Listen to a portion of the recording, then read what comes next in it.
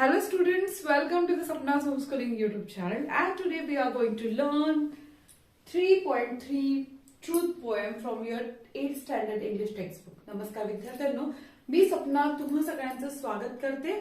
मी पुणे जिल्ह्यातनं आहे. तुम्ही कोणत्या भागातनं माझा व्हिडिओ बघताय मला नक्की सांगा. तुमच्या शाळेचं नाव सांगू शकता, तुमचं नाव सांगू शकता की तुमच्या जिल्ह्याचं. तुम्हाला नक्की तुमची ओळख पटेल. आणि ही जी कविता आहे ट्रूथ खूप इंटरेस्टिंग आहे, तुम्हाला खूप आवडेल ही कविता. बॅरी वेड यांची ही कविता लिहिलेली आहे आणि या कवितेचा अर्थ खूप सुंदर आहे. सो ट्रूथ म्हणजे काय? सत्य, खरेपणा, हो ना.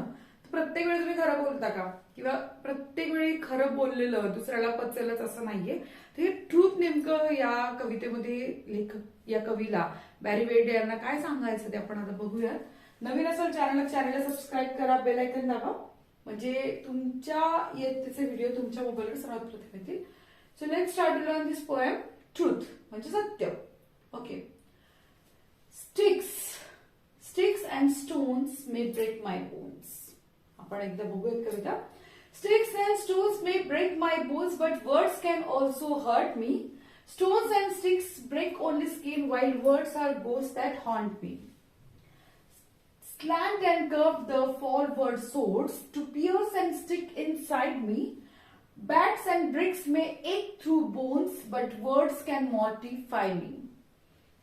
Pain from words has left its scar. Pain from words has left its scar on mind and heart that's tender. Cuts and bruises now have healed. It's words that I remember. So this is the Barry Wade poem.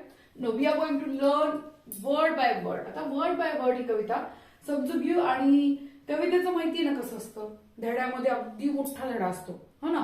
शब्दशः त्याचे अर्थ समजून आपण घेतो, पण कविता ही कमी शब्दामध्ये खूप काहीतरी अर्थ सांगणारी असते. तर ही कविता आता इथे काय अर्थ सांगते बघूया. Sticks and stones may break my bones म्हणजे काठी किंवा दगडाने जर मारलं ना, कोणालाही मारलं त्याचं हाड मोडू शकतं, हो ना. But words can also hurt me. पण शब्द काय करतायत, मला दुखावू शकतात. कारण शब्द जर एखादी बोलले, एखाद्याचं बोलणं जर असं जहरी असलं, तिखट असलं, आपल्याला रडायला येतं अक्षरशः. चैन पडत नाही, रात्रीची झोप येत नाही, बरं वाटत नाही. सारखं डोक्यात मला असं का बोललं, मला असं का बोललं, तर मी काय करू, मी हाणू का त्याला, मारू का त्याला, असं आपण झपाटलं जातो. कारण आपल्याला खरोखर त्रास होतो, खूप यातना होतात. So words can also hurt me. Stones and sticks break my only skin.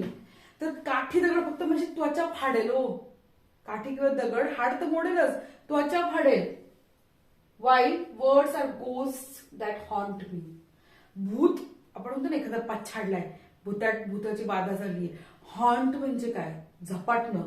म्हणजे एखादी गोष्ट सारखी डोक्याला झपाटत राहते. आपण रात्री झोपताना, उठताना, बसताना सारखं डोक्यावरती भूताटकी सारखं, असं का झालं, मला याने असं का बोललं, मला असं का बोललं, असं का बोललं.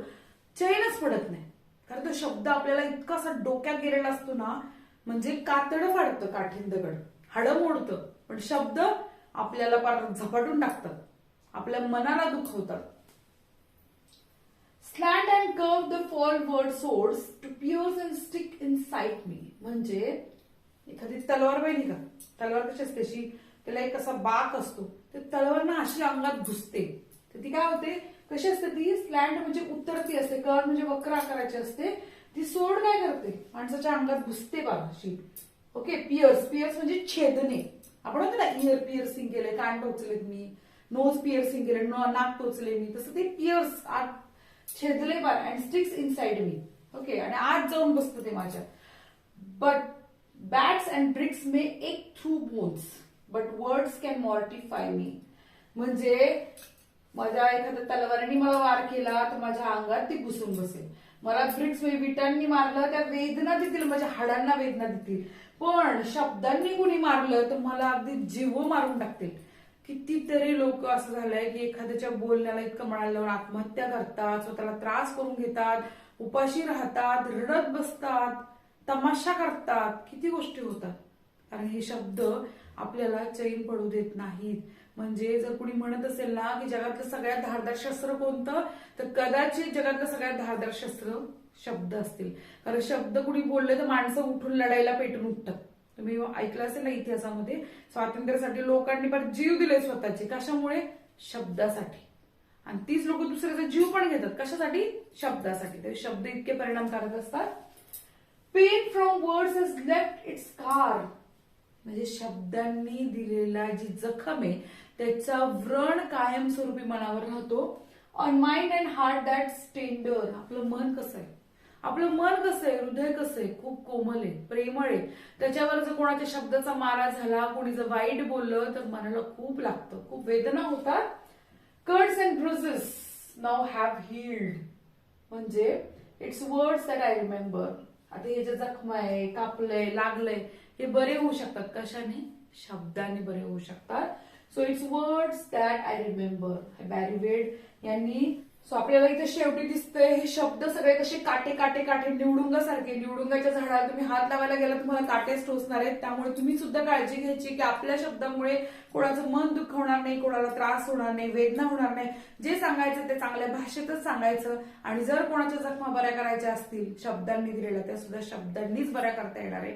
इतकी तुम्ही काळजी घ्या. हा व्हिडिओ इथे संपलाय. आवडला असेल तर नक्की लाईक करा, चॅनलला सबस्क्राईब करा. आणि आम्हाला जो तुम्ही खूप खूप खूप सपोर्ट करता तो असाच करत राहा. भेटूयात पुढच्या व्हिडिओमध्ये. धन्यवाद.